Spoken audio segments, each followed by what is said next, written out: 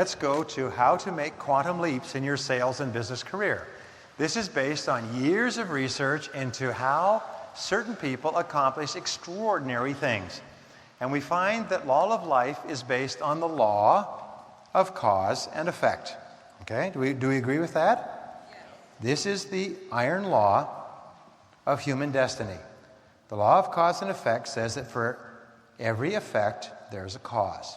It says that if you can define an effect that you want and trace it back to someone who didn't have that effect before, and then who did certain things in a certain way, then you'll eventually get the same result they did if you do the same thing.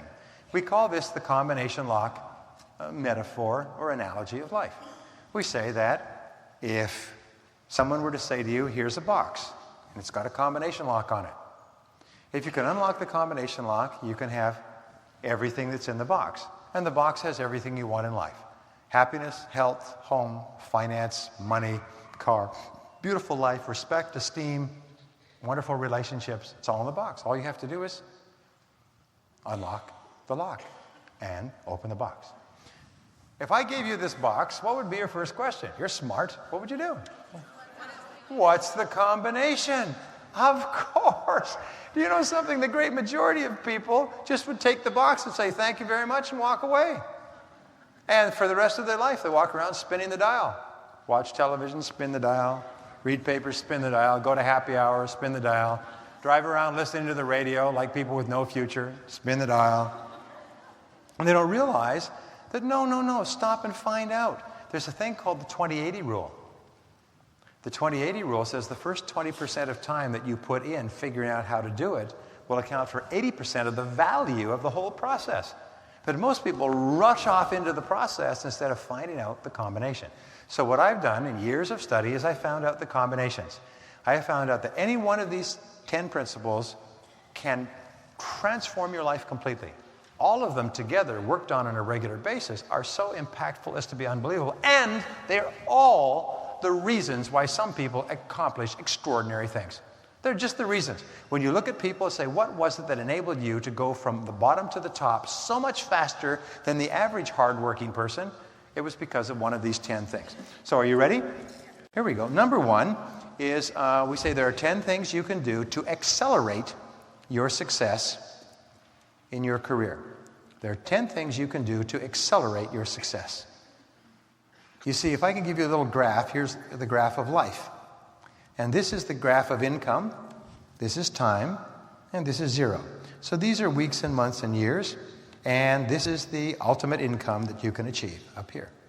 Okay, well, what do most people's lives look like? Well, most people's lives are like this. Their life is they start off earning something, and their life is like this. This is their income over time, and then with experience plus luck, this is where they end up. Sometimes they're unemployed, so their graphs are right down to zero. But over the time, that's what happens to their life. But is this for you? No. This is a random, haphazard chance gambling. Your job is for your curve to be like this. To be higher is so that you, at the end of your lifetime, are making far more for the same number of years that the other person has put in. You want to get on the high road, not the low road. Everything that you do or don't do in life determines which one of these graphs you're going to have. And your job is to increase the slope on your graph. Your job is to increase the slope so you accomplish far more, far faster than the average person. When we say that your job is to accelerate your success, we mean your job is to get onto the high road where you are moving far faster, and with the same number of weeks and months and years, you're earning 5 and 10 times the average person. I had a wonderful experience recently. I was in St. Louis about 3 weeks ago, and this fellow came up to me, and he said, "You have made me so much money." He said, "I cannot tell you how much you've changed my life." I said, "Well, try." He said, 5 years ago, he said, I made $22,000. He said, last year I made $540,000. I said, that's wonderful. He said, I went to one of your seminars, he said, and I purchased all the tapes that you told me to purchase. He said, and, geez, they were helpful. I said, well, just what percentage or what effect would you say that the tapes had in your success? He said, 100%. He said 100%. He said 100% of my success is the tapes. He said, I don't read. He said, I don't have time to go to courses. He said, it's just the tapes. I would attribute 100% of my income increase to listen to audio tapes. He said, that's how much it is, not even 99%. I said, wow, that's incredible. Could I get you on camera? Okay, so here's number one. Number one, we call this the success factors. Number one is education. Education. In order to achieve something you've never achieved before, you have to learn and practice something you've never learned and practiced before. Education. We live in a knowledge-based society. We live in a knowledge-based society. And the highest paid people are simply those who know more than others. We could talk about this all day, but here's the basic rule. Every additional year of education you have turns out to be worth about $200,000 more in income over the course of your lifetime. So therefore, if you quit high school, you'll make about $600,000. If you go to community college, over the course of your lifetime, 2 years, you'll make about $1 million, according to this research. If you go to a 4-year college, you'll make about $1.4 million. Get a master's degree, about $2 million, a PhD, about $3 million. Regular learning, though, regular continuous learning can give you the equivalent of being in school all the time. So what will happen is that your income will go up and up and up and up and up. So continuous learning, education, is the key to the future. You can stop right there, and that will change your whole future. Of course, you know that because you're here. Number two is skill. Skill is very important. Today we said you've got to be in the top 10%. You've got to be good at what you do. If you're not good at what you do, how can you expect to get great rewards? So skill is your level of ability in your field will determine the quality and quantity of your results. You can never get more on the outside than you've prepared yourself for on the inside. It's amazing how many people are doing mediocre work and want to get superior pay. The market only pays extraordinary rewards for extraordinary work, average rewards for average work, insecurity and unemployment for below average work. Your job is to join the top 10%. Remember, it doesn't matter how long it takes, because if you're in the right field and you're getting better and better, and it takes you a week, a month, a year, several years, it won't matter because you'll feel happy all the time you're moving towards your goal. Happiness is the progressive, step-by-step movement toward a goal. And when you're getting better, you feel happy all the time. And you lift up your head and 3 to 5 years have passed and you're one of the top people in your field in the country. You're one of the highest paid Americans. You live in a beautiful house. You have a beautiful home, beautiful car, beautiful life. And people say, boy, you sure were lucky. No. You just said, in order for me to achieve my goal, I've got to become good at something. Now here is a very important concept. Whenever you set a goal, you must attach it to a learning object. A learning object is a skill that you must excel in order to achieve the goal. It's a quality, an attribute, or a skill you must develop to make the goal possible. So therefore, whenever you think, this is what I want to accomplish, you think, this is what I must excel at in order to accomplish it. Say you want to be really physically healthy. Well, the great weakness that we all have in any area of life is what? The one quality that we all are a little bit weak on. Self-discipline. Self-discipline. So therefore we say, okay, in order for me to achieve my goals, I have to improve my discipline. But I know that in order to improve my discipline, I have to practice it more often. Because the more I practice disciplined behavior, the more disciplined I'll be. And if I keep practicing it over and over in every area, floss my teeth every night, get up a little bit earlier, work a little harder, stay a little later, do the little things that the average person won't do, the stronger and stronger you become. So you always have to ask yourself, what quality or skill do you have to develop to achieve the goal that you set for yourself? The second paragraph here says it's not the will to win, but the will to prepare to win that counts. Bear Bryant was asked, how important is the will to win? He said, it's important, but everybody wants to win. Only the small minority, he said, have the will to prepare to win. He said he's seen many athletes come through here who have natural ability, but they're outstripped by the average athlete who's willing to work harder. Number 3 is contacts. Contacts are very important. Everything is people. Everything is people. My friend Charlie Jones says, you will be in 5 years what you are today, except for the people you meet and the books you read. And I would add to that, and the tapes you listen to and the courses you attend.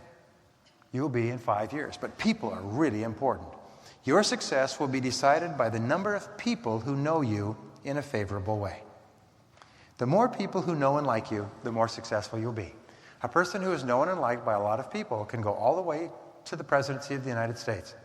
A person who is the most brilliant person in the world but has no friends or contacts will end up working in a garage for a basic wage under somebody who does. So here's the rule. You must network continually to broaden your contacts. You must network continually to broaden your contacts. And that's why I suggest that you meet each other. Introduce yourself to each other. Ask each other what they do. Hello, my name is BrianTracy. What do you do? I am John Smith. This is what I do. What do you do? So introduce yourself to people. Most of us are shy about introducing ourselves to other people. But let's look at this seminar as a laboratory. And let's imagine that in this laboratory we're all friends, and that you have my permission to introduce yourself to everybody and anybody in this room for the next couple of days. Just make a habit of it. Just kind of pretend, play, joke. And here's a good question to ask. If you're in business, what do you want more than anything else? All of the Oliver answer. More business. So therefore, when you talk to each other, you say, what sort of business are you in? What is your name, madam? My name is Kitten Converse. Kitten Converse. What sort of business are you in? I'm a personal coach. You're a personal coach. Geez, that's great. Tell me, what would I need to know to recommend someone to you as a client? What sort of thing, what do you do, and what would I need to know to be able to tell someone else? That I can help them get what they want. You can help them achieve their goals and plan their lives and so on. That's great. Good to know.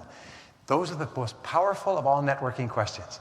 Tell me what you do. Tell me what I need to know to recommend clients to you. Do people love it when we recommend customers to them?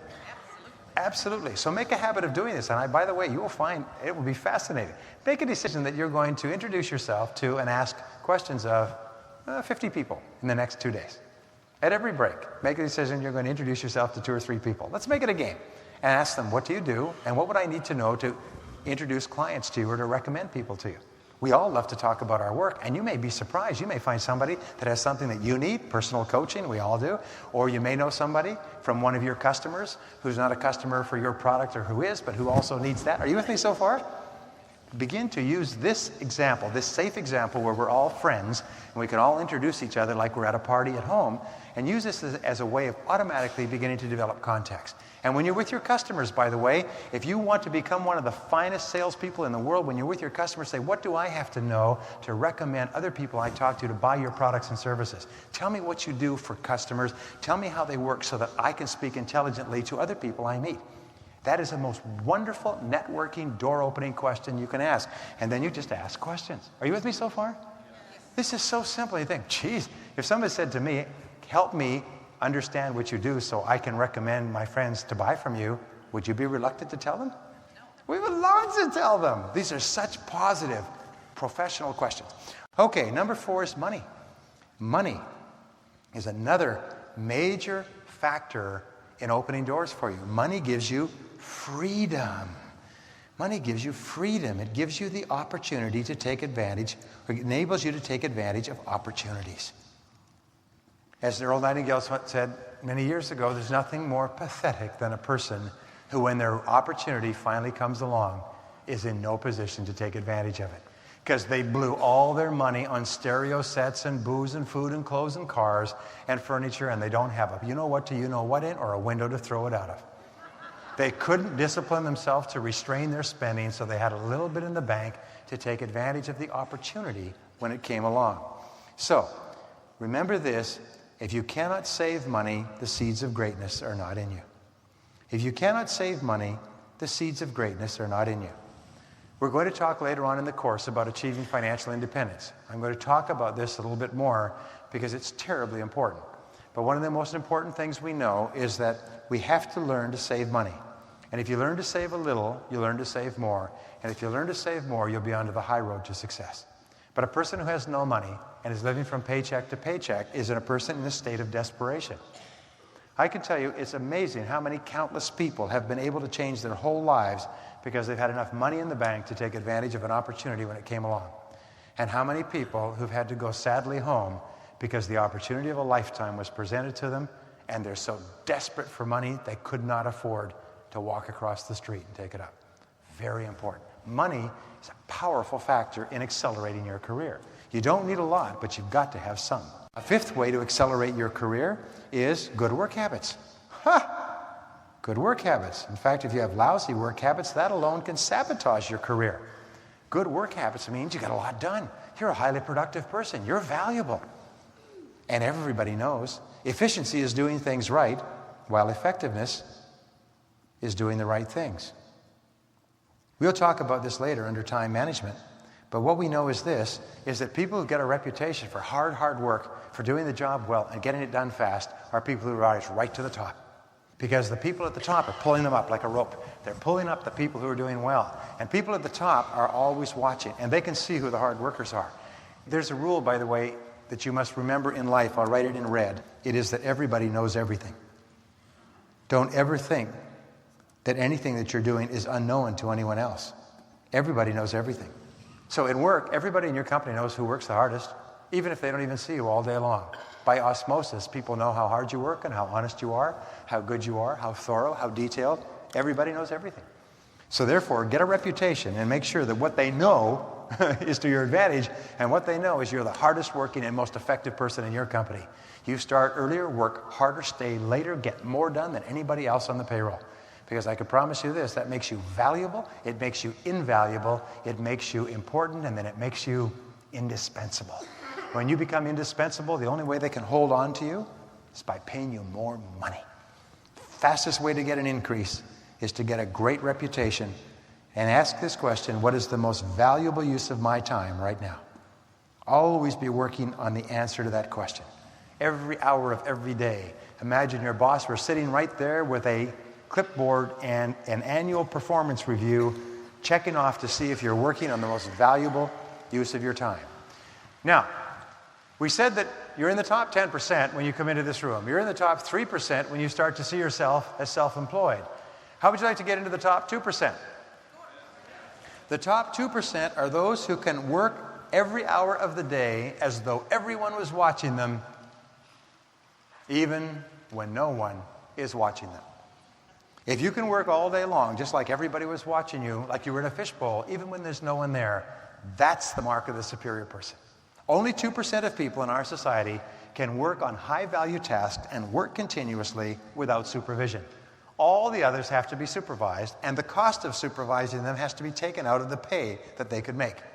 And the more supervision they need, the more people have to be hired to supervise them, and the less they can earn. So the more you become an independent guerrilla fighter in the world of work and get enormous amounts done, and the less supervision you need, the more money they'll give you. Hey, you don't need to pay anybody to supervise you, just give it all to you. Number 6 is positive attitude. Positive attitude. Positive attitude says the ability to remain confident and optimistic. The ability to remain confident and optimistic in the face of daily ups and downs. That's just the ability to be cheerful when the whole world is falling apart around you. The quality of your personality is largely determined by the way you explain things to yourself. This is called your explanatory style, or the way you interpret things to yourself. Or reframe, as they say in neurolinguistic programming. If you interpret things to yourself in a positive way, you'll be positive. If you interpret things to yourself in a negative way, you'll be negative. If you say, oh boy, the parking lot sure is a long way away from the theater, boo-hoo, wah, wah. Well, then you come and you grumble and complain. But if you say, boy, this gives me a chance to walk and stretch and get some fresh air before I get there, then you come in and you'll be positive and happy.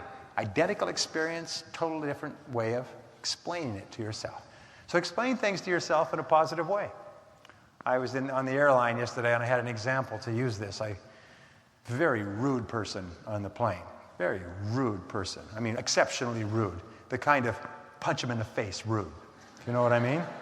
And I had to draw a deep breath because, you know, you're kind of unaccustomed to people being that rude. So you have to draw a deep breath. And I say to myself, well, this is an opportunity to grow as a person.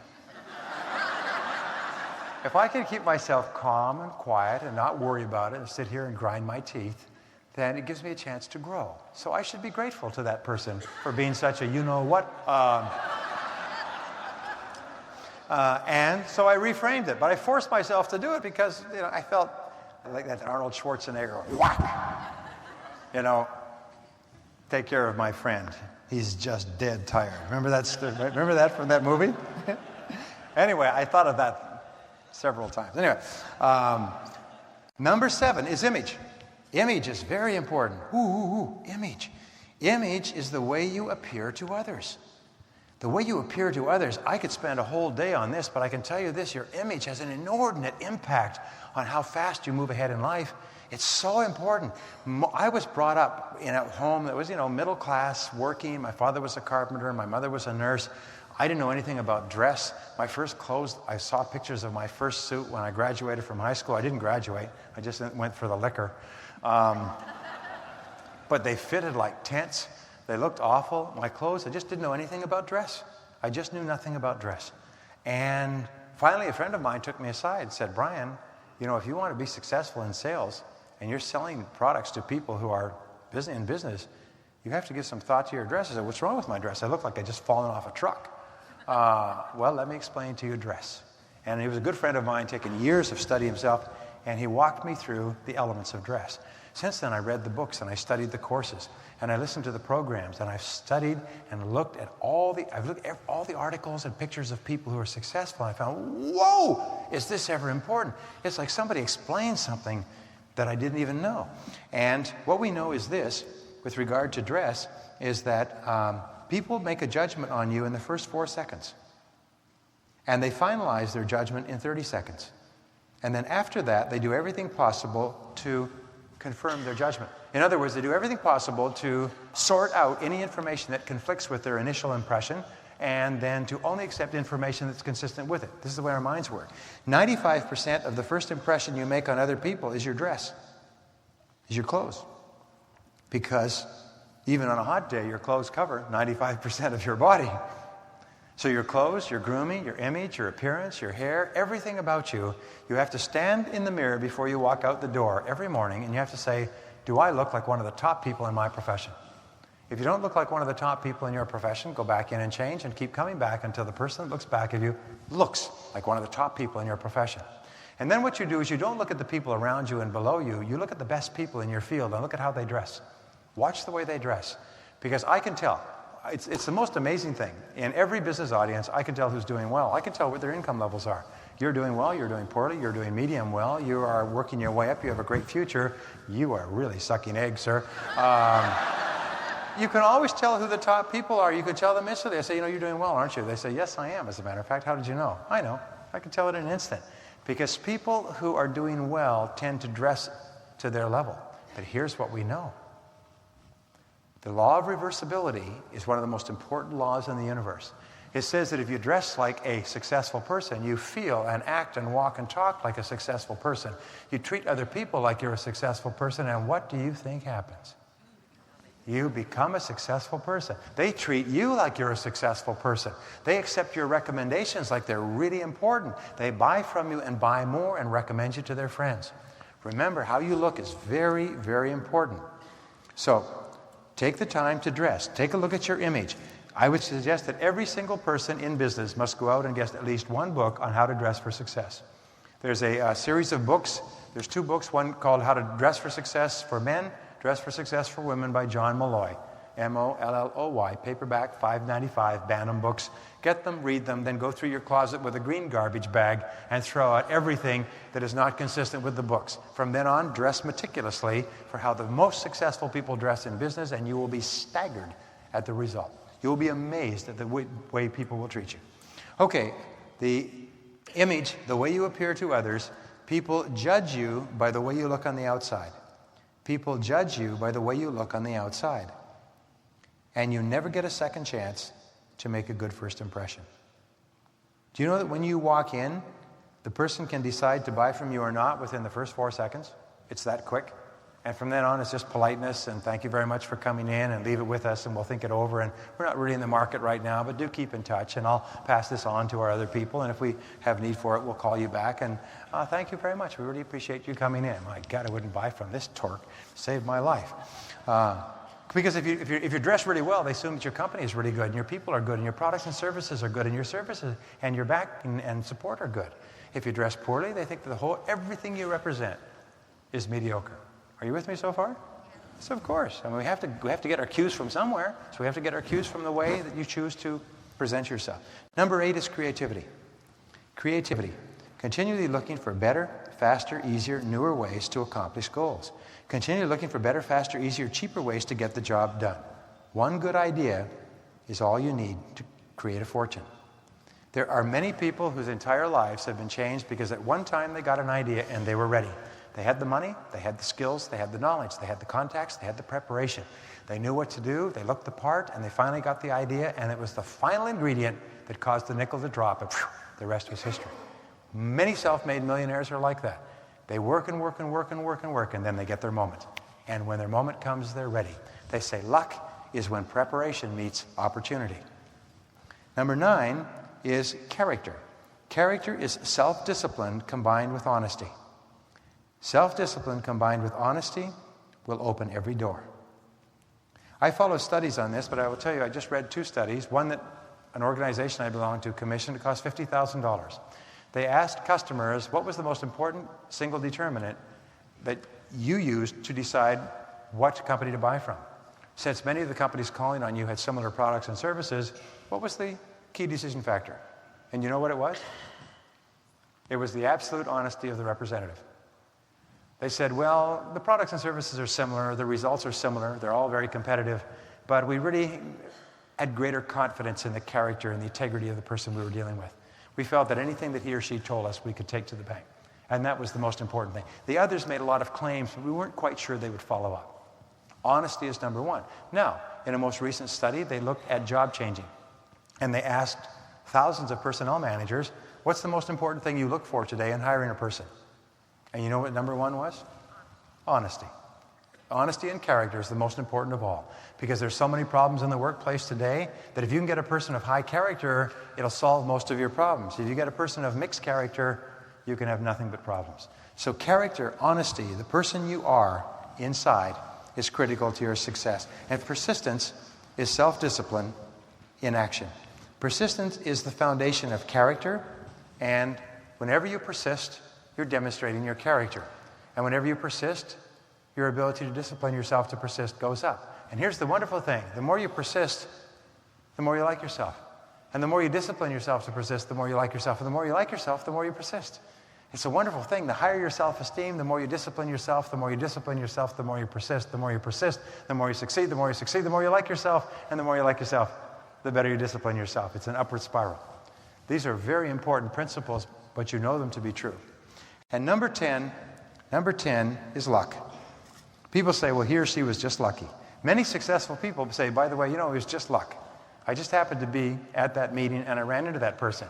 Of course, I've been going to these meetings for 15 years and introducing myself to people. And after introducing myself to 1,297 persons, the person I met was the right person at the right time in the right place, and I was ready. So luck means being in the right place with the right resources at the right time. You tend to attract into your life the people and circumstances in harmony with your dominant thoughts. This law of attraction is one of the greatest of all laws. You tend to attract into your life people and circumstances in harmony with your dominant thoughts. The law of attraction. Wow. So therefore, everything that we're talking about is to change the way you think about yourself and your possibilities.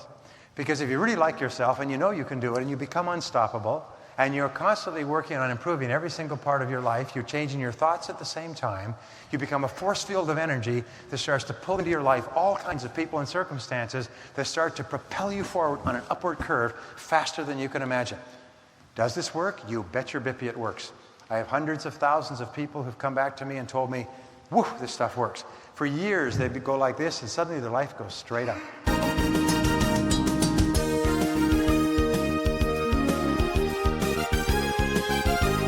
This is the end of this disc. The program continues on the next CD.